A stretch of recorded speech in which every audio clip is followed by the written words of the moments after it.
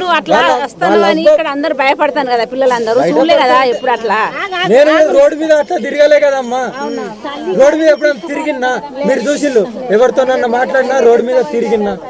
Just తెలుసా వాళ్ళ కోసం కారు దిగి వాళ్ళ ఇంట్లోకి పోయినా నాకు తెలుసు మరి వాళ్ళ కోసం వాళ్ళ సిద్ధాంతం నీకు తెలుసా, వాళ్ళ నైతిక విధానం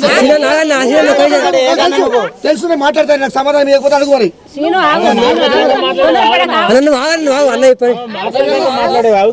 ఏం సార్ ఏం మాట్లాడాలి నాకు అర్థం కాదు. నాకేమైనా అవుతుందా? ఆయన గ్యారంటీ సంతకం తీసుకుంటాం. ఆయన పేపర్ రాసిస్తాడు, నేను రాసిస్తా. అది అది కావాలి నాకు. నేను రాసిస్తా, ఈ బస్తీ కోసం నాకు కావాలి అది. వాడుకోండి చదవకండి. నిమ్మకాయలు ఏం చేయండి, నిమ్మకాయలు పట్టుకోండి.